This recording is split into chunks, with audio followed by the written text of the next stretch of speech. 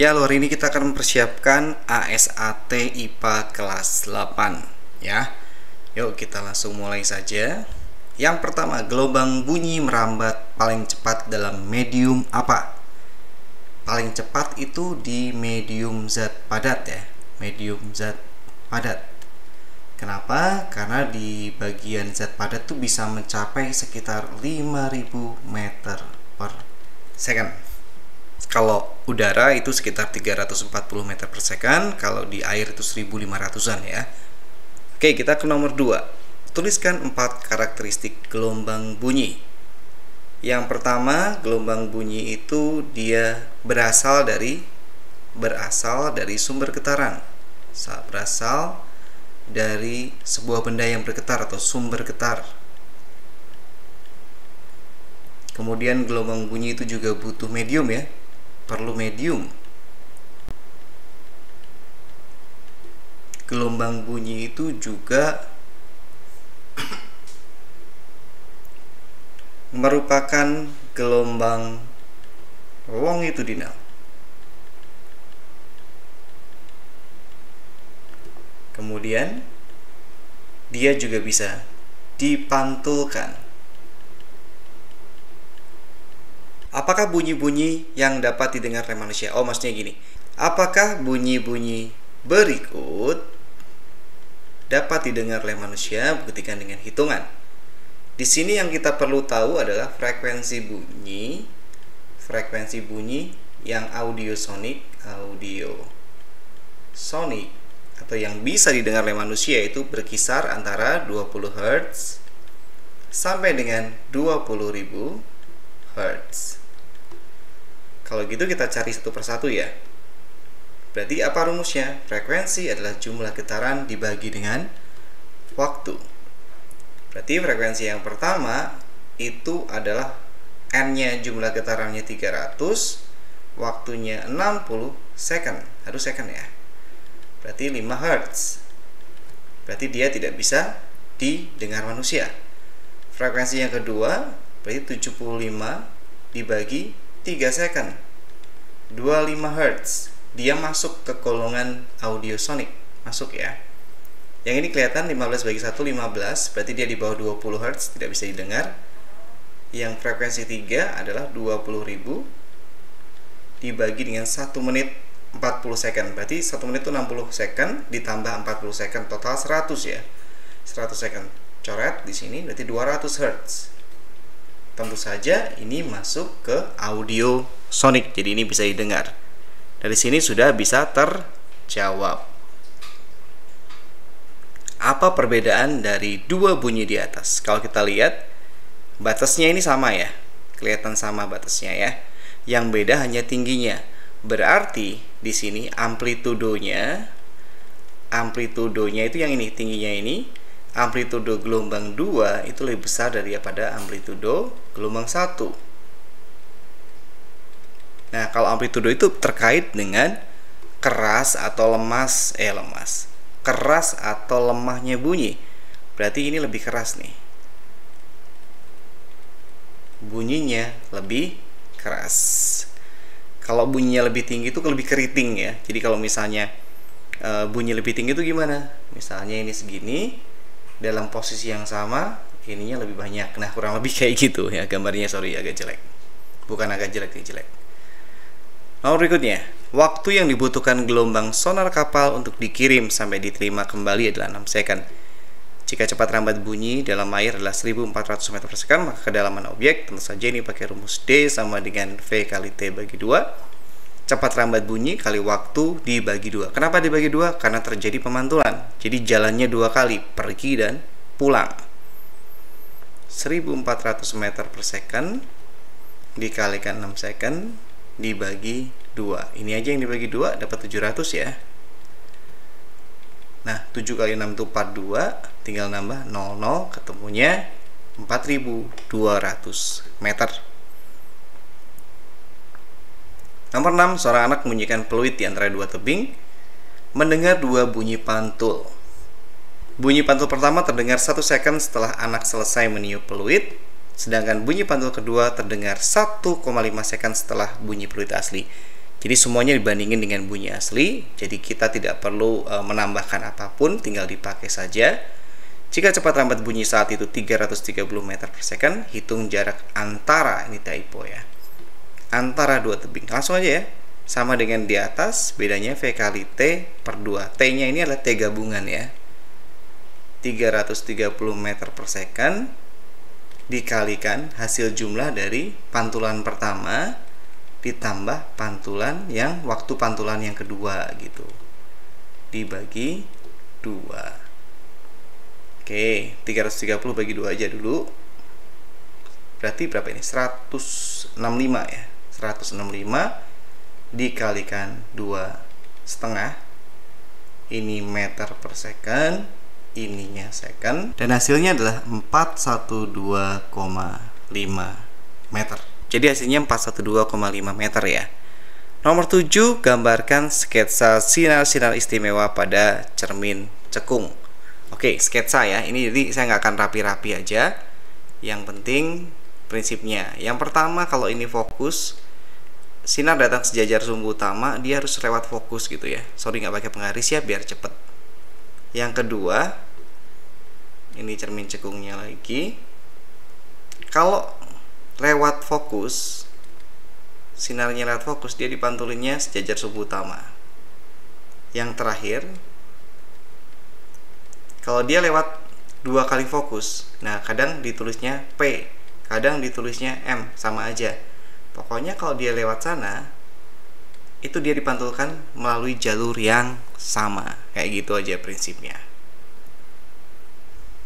Berikutnya, sebuah cermin cekung jari-jari kelengkungannya 80 cm. 80 cm berarti ini R-nya 80 cm. Berarti fokus itu setengahnya. Fokus itu setengah dari R. 40 cm. Jika sebuah benda diletakkan 60 cm di depan cermin, benda diletakkan depan cermin inilah SO. Atau S aja ya, terserah kalian ya, biasanya gimana. Maka jarak bayangan yang terbentuk adalah nyarinya SI ya, atau letak bayangan. Seper SI itu sama dengan seper F dikurangi seper SO. Berarti karena cermin cekung fokusnya positif, kita langsung masukin aja nih 40 dikurangi 60 seperti ini. Kita jadikan 120 saja. Supaya jadi 120, 40 kali 3, maka atasnya juga kali 3. Tandanya ngikutin, supaya 60 jadi 120 kali 2, atasnya juga kali 2 gitu. Jadi seper SI adalah 1/120. SI nya sendiri tinggal dibalik 120 bagi 1, yaitu 120 cm. Oke, kita lanjutkan. Sebuah pensil diletakkan 40 cm di depan sebuah cermin cekung yang jarak fokusnya 10 cm. Berarti diletakkan di depan sebuah cermin cekung SO 40 cm. Cermin cekung yang jarak fokusnya F nya juga positif 10 ya, karena cermin cekung itu positif ya, mengumpulkan cahaya. Maka perbesaran bayangannya /, oke, kita cari dulu bayangannya dulu ya. Letak bayangan kayak tadi aja persis, seper F kurangi seper SO, 1/10 kita kurangi dengan seper 40. Yang kita jadiin 40 aja, berarti sini supaya jadi 10, supaya jadi 40 kali 4, atasnya juga dikali 4. Yang ini tetap ya, sehingga ketemunya seper SI adalah 3/40. SI itu hasil kebalikannya, kan tadi ini seper SI, kita butuhnya SI, jadi tinggal dibalik saja. Tidak usah disederhanakan, kalau nyari perbesaran itu biasanya bisa dicoret ya, bukan biasanya sih, pasti bisa dicoret ya. Perbesaran adalah letak bayangan dibagi letak benda dalam mutlak, artinya tidak negatif ya. Berarti 40/3 dibagi 40. Nah, karena SO-nya 40 ya. Berarti 40/3, kalau pecahan dibagi lagi itu cukup diubah menjadi bentuk kayak gini. Coret kan? Jadi ketemunya 1/3 alias 3 kali lebih kecil. Ya, 1/3-nya. Kalau semulanya tingginya 30 ya jadi 10. Kayak gitu. Lanjut. Sebuah benda berada pada jarak 45 cm di depan sebuah cermin konvergen. Ini cermin cekung ya, yang jarak fokusnya 15. Ditanya sifat doang. Ditanya sifat berarti kalau mau digambarin gini, sketsa aja ya. Ini kan fokus, ini 2 kali fokus ya. Fokusnya 15. Berarti ke sini ini 15. Ini ke sini itu 30. 45 itu ada di sini, di ruang 3. Ruang 3 itu apalin aja ya, itu ruang 3 itu nyata terbalik diperkecil.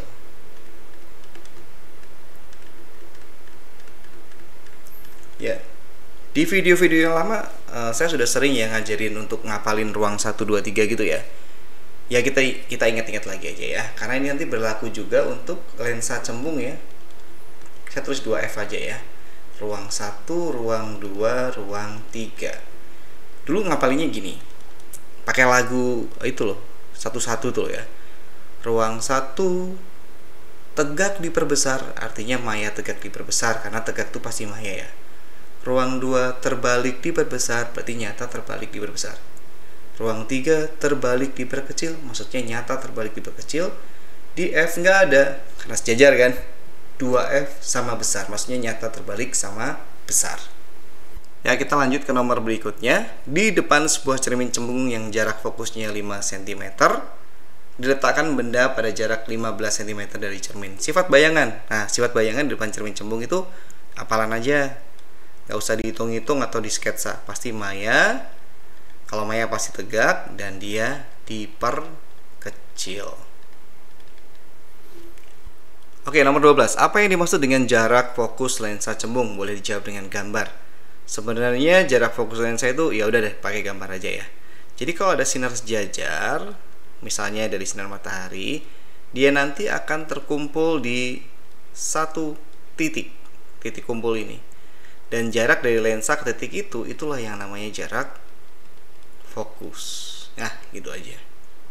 Lanjut ke nomor 13. Sebuah benda diletakkan pada jarak 30 cm di depan sebuah lensa cembung. Berarti ini SO. 30 cm di depan sebuah lensa cembung dengan jarak fokus. Lensa cembung itu positif ya. Mirip dengan cermin cekung. Maka bayangan terbentuk pada jarak nyari SI. Mirip tadi lah. Jadi kalau bisa cermin ya lensa juga nggak susah juga, samalah. 1/SI, seper F kurangi seper SO, berarti kan 1/15 dikurangin 1/30. Udah jadiin KPK nya aja, jadiin 30 15 supaya jadi 30 kali 2, atasnya juga dikali 2 gitu ya. Jadi ketemunya 1/30, tapi itu baru 1/SI. SI kebalikannya, 30 bagi 1. Ya, lanjut. Sebuah cangkir ditempatkan 6 cm dari lensa cembung. Berarti ini SO ya. 6 cm. Lensa cembung, ingat fokusnya udah ada di sini, jarak fokusnya 18, berarti F-nya positif 18. Jika tinggi cangkir 12, berarti ini HO, tinggi objek ya, 12 cm. Tinggi bayangannya adalah HI-nya adalah berapa? Berarti ini melalui beberapa tahap. Yang pertama kita cari dulu kayak tadi 1/SI nya dulu, 1/F kurangi 1/SO, berarti 1/18 dikurangi 1/6, kita jadikan 18 semuanya. Berarti kalau 6 supaya jadi 18 kali 3, atasnya juga kali 3, sehingga ketemunya min 2/18, SI nya minus 18/2, yaitu minus 9 cm. Nah, ini bisa cari perbesaran dulu, bisa juga pakai perbandingan. Saya mau cari pakai perbesaran dulu ya. Hasil mutlak dari SI bagi SO. SI-nya minus 9, SO-nya adalah 6. Dimutlakin, berarti negatifnya hilang. 9 bagi 6. Masing-masing dibagi 3, dapatnya 3/2 kali atau 1,5 kali. Nggak pakai satuan ya, M itu. Kemudian HI itu langsung aja M perbesaran kalikan tinggi bendanya, berarti 3/2 dikalikan 12 cm, ini coret dapat 6, ketemunya kebetulan 18 cm, jadi diperbesar ya. Ya, nomor 15. Sebuah penghapus diletakkan 20 cm di depan lensa cembung, berarti itu SO ya. SO-nya 20 cm, SO-nya 20 cm. Membentuk bayangan nyata pada jarak 10 cm, berarti itu SI itu. nyata berarti positif 10 cm. Berapakah jarak fokusnya? Ya pakai rumus yang ini aja, 1/f sama dengan 1/SO tambah 1/SI sama dengan 1/20 tambah 1/10. Berarti 1/f nya sama dengan 1/20. Oh, jadiin 20 aja ya. Berarti ini tinggal kali 2. 1/f nya sama dengan 3/20. Tentu saja f nya dibalik, 20/3 cm. Kayak gini, atau mau dijadiin 20 bagi 3 itu 6 ya. 6 2/3 cm. Tergantung nanti di jawabannya. Nomor 16, sebuah benda diletakkan pada jarak 12 cm di depan sebuah lensa cembung. SO nya 12 cm dan fokusnya lensa cembung lagi ya. Berarti fokusnya 20 cm. Emang misalnya yang ditanyakan memang lensa cembung karena memang bayangannya macam-macam gitu ya. Sifat bayangan terbentuk adalah cuman gitu aja. Oke, pakai sketsa aja ya. Pakai sketsa, ini F, ini 2F. Sama ini juga F, ini 2F. Biasanya yang aktif tuh 1, tapi itu nomor tuh nggak terlalu signifikan lah ya. Tergantung bendanya dari mana. Misalnya jarak fokusnya 20, berarti ini ke sini 20, ini ke sini 40 ya. Ini ke sini, ke sini 40. Bendanya ada di 12 cm. Berarti kan di ruang 1 kan. Tadi ruang 1 lagunya ruang 1 tegak diperbesar. Wah, berarti langsung Maya tegak diperbesar. Nah, oke. Di sini lebih lanjut lagi ada soal yang serupa dengan nomor 16 tadi ya. Kebetulan angkanya juga sama, yaitu fokusnya 20. Berarti kita bisa lihat di sini sifat bayangan yang munculnya nih nomor 17 nih. Misalnya kayak benda letaknya 7 itu kan berarti kan di ruang 1. Udah, Maya tegak diperbesar. Nah, kalau hafal yang lagu tadi nggak usah ngitung ya. Kalau nggak hafal ya yang ngitung, yang gambar. Tapi saya saranin sih kamu ngapalin aja. 45 tuh berarti di belakang sini, di ruang 3 ya. Ruang 3 apa?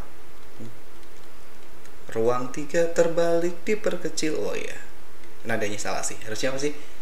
Ruang 1 tegak diperbesar, ruang 2 terbalik diperbesar, ruang 3 terbalik diperkecil. Di F nggak ada, 2F sama besar. Oh, berarti nyata terbalik diperkecil karena ruang 3 ya. Kemudian di sini 10. Letak bendanya 10. Berarti 10 di ruang 1 lagi. Copy paste yang atas. Maya tegak diperbesar.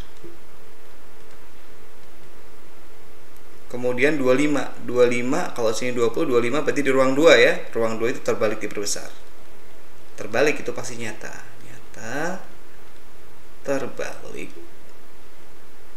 diperbesar.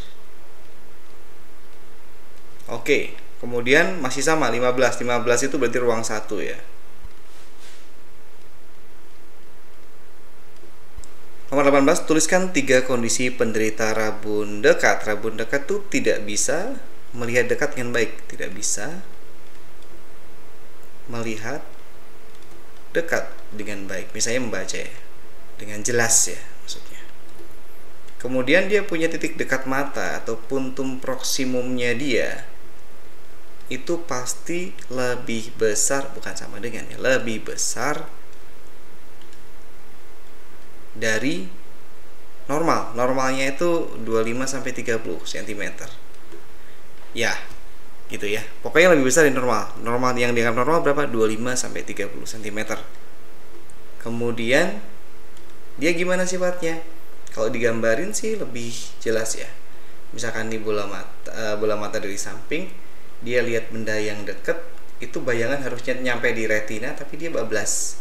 Berarti dengan gambar ini saya ngomong bayangan benda jatuh di belakang retina, dan dia bisa ditolong dengan perlu kacamata lensa cembung gitu. Nomor 19. Seorang penderita rabun dekat membaca pada jarak 80 cm, maka kekuatan lensa kacamata yang harus ia gunakan supaya dapat membaca pada jarak 30 cm, saya pakai cara biasa aja ya, 1/f sama dengan 1 per PP normal dikurangi PP aksen. Ya ada sih rumus cepatnya, tapi saya pakai ini aja. 1/f sama dengan 1/30 dikurangi 1/80. 1/f sama dengan jadiin berapa nih? Kayak 240 aja deh. Supaya 30 jadi 240 kalikan 8, berarti atasnya kayak 8. Supaya 80 bisa jadi 240 kalikan 3. Nah, berarti 1/f-nya sama dengan 5/240. F-nya sama dengan 240 bagi 5 sama dengan 48 cm. Nah, tapi yang ditanya kekuatan lensa ya. Kekuatan lensa itu kalau dalam senti itu 100 bagi F. Kalau senti ya. Berarti 100 dibagi 48. Disederhanain dulu. 50 bagi 24 sama dengan dibagi 2 lagi. 25/12. Sekitar 2 lebih ya. 2/12 dioptri. Nah, gitu aja. Ya, lanjut. Seorang penderita miopi melihat jarak terjauh dengan jelas tanpa kacamata pada jarak 170 cm. Ia perlu kacamata dengan fokus. Oh, kalau rabun jauh tuh gampang rumusnya ya. Fokus sama dengan minus dari PR-nya dia atau puntum remotum dari orang itu atau batas penglihatan jauh. Berarti minus 170 cm. Gitu doang. Seorang mengenakan kacamata berkekuatan minus 3 dioptri, maka jarak puntum remotumnya itu kebalikan juga sih. Karena puntum remotumnya berapa? Karena fokus itu adalah 100 dibagi kekuatan lensa. Kalau ketemunya pengen dalam sentimeter ya. Berarti 100 dibagi min 3 minus 100/3 cm atau minus berapa ini? 33/3 cm. Maka puntung remote orang itu adalah ya tinggal ilangin negatifnya aja, 33/3 cm. Gitu aja. Lanjut. Nomor 23, tuliskan berbagai sumber pewarna alami. Dah minimal 2 ya karena nggak ada batasannya. Misalkan hijau kita bisa dapat dari daun suci. Pandan juga bisa tapi aromanya masih dapat juga ya. Kemudian kalau mau biru bisa dari bunga telang. Pengen dapat warna merah bisa dari buah naga misalnya. Pengen dapat warna orange bisa dapat dari wortel. Kunyit juga bisa ya warna kuningnya. Tuliskan satu contoh penyedap rasa alami dan buatan. Penyedap rasa alami dulu deh. Alami itu berarti kan bumbu ya, bumbu-bumbu ya, misalkan kayak bawang putih gitu ya, bawang-bawangan lah ya. Sedangkan penyedap buatan itu biasanya MSG itu ya, monosodium glutamat micin lah ya. Berikutnya, tuliskan satu zat aditif yang berfungsi sebagai pengawet alami. Pengawet alami mah banyak ya. Bisa garam, misalkan bikin ikan asin, bisa gula, bikin manisan. Pengawet buatan itu bisa salah satunya adalah natrium benzoat yang paling terkenal namanya. Natrium benzoat. Lanjut, narkotika termasuk stimulan. Apa akibat stimulan bagi tubuh? Stimulan itu yang paling jelas itu membuat badan segar, rasanya ya, rasanya segar. Kemudian apalagi bersemangat. Oke, secara fisik denyut jantung meningkat.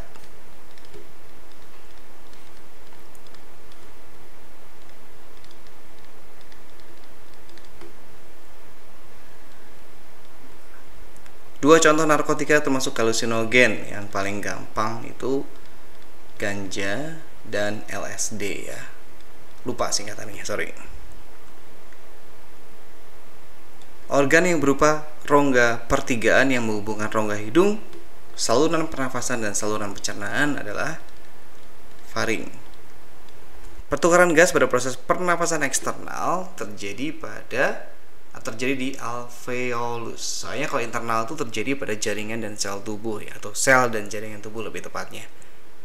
Tuliskan reaksi kimia pernapasan, mana yang merupakan bahan, mana yang hasil. Oke, karena di SMP nggak perlu penyetaraan reaksi, maka saya akan tulis yang basicnya aja. C6H12O6 tambahkan dengan O2, hasilnya adalah CO2 tambah H2O tambah energi. Ya, kalau misalnya pengen penyetaraan reaksi tinggal kasih 6 di sini ya. Kasih 6, 6 dan 6 di sini. Kalau enggak ya pakai kayak tadi aja, nggak masalah. Jelaskan mekanisme pernapasan perut. Yang jelas mekanisme pernapasan perut itu ketika dia menarik nafas, itu yang paling penting ya. Ketika tarik nafas, itu sekat diafragma. Jadi pakainya otot diafragma. Diafragma mendatar. Ini yang paling penting biasanya kata kuncinya ini. Sedangkan dia buang nafas atau menghembuskan nafas, itu diafragmanya kembali melengkung.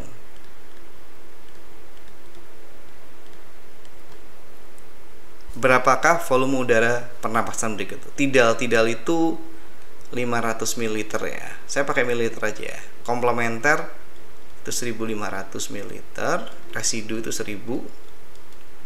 Kapasitas vital paru-paru itu tidal tambah komplementer tambah suplementer, udah. Berarti sama dengan 3500. Kalau kapasitas total ini harus ditambahin dengan residu, jadi totalnya 4500. Oke, berikutnya kita bahas penyakit pernapasan. Bagaimana kondisi penyakit pernapasan berikut? Bronkitis itu tuh jelas radang pada pipa saluran tuh, berarti radang pada bronkus. TBC itu sebenarnya, kalau TBC ini dia disebabkan oleh bakteri Mycobacterium tuberculosis. Sedangkan pneumonia itu disebabkan juga oleh bakteri juga, dia radang paru-paru ya. Jamur juga bisa. Sedangkan asma ini adalah sesak napas ya. Sesak napas biasanya dipicu oleh alergi dan merupakan penyakit yang bisa diturunkan atau menurun. Nomor berikutnya, tuliskan 4 organ ekskresi manusia beserta hasil ekskresinya. Kulit aja dulu ya. Kulit itu hasilnya adalah keringat.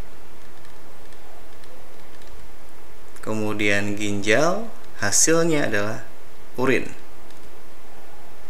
Kemudian kulit, ginjal, hati, hasilnya adalah empedu. Kemudian ada paru-paru, hasilnya adalah CO2 dan H2O. Nomor berikutnya 35. Tuliskan bagian yang ditunjukkan oleh nomor 1 dan 4. Di bagian mana terjadi filtrasi? Ini korteks ginjal atau kulit ginjal. Nah, di sini tuh filtrasinya. Ya, karena di situ ada nefron ya. Nomor 2 ini sumsum ginjal. 3 itu rongga ginjal. Yang keempat itulah ureter. Berikutnya perhatikan gambar bagian ginjal. Tuliskan nomor 1 dan 4. Di mana terjadi augmentasi. Oke, bentar ya. Dari sini nomor 2 dulu aja. Ini adalah glomerulus. Terjadinya filtrasi. Ini tubulus contortus proximal. Ini reabsorpsi. Kemudian 3 ini adalah tubulus distal. Terjadinya ini utamanya terjadinya augmentasi ya. Augmentasi, berarti itu menjawab pertanyaan kita. Dan yang bagian ini adalah tubulus pengumpul atau tubulus collectivus. Hasil proses reabsorpsi adalah urin sekunder.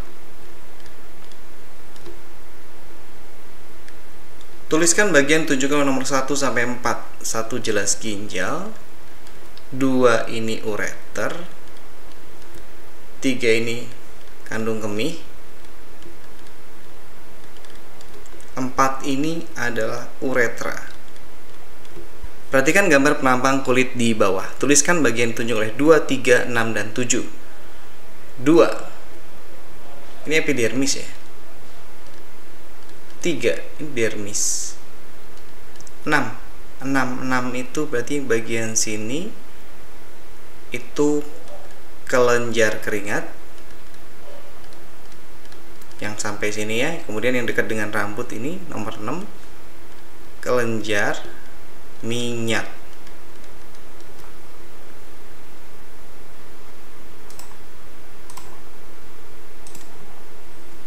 Penyebab penyakit kencing manis adalah jadi tubuh kekurangan insulin ya. Kekurangan insulin untuk memecah gula. Sehingga pengobatannya adalah suntik insulin kan ya. Oke, sekian, semoga bermanfaat. Sukses buat ASAT kalian.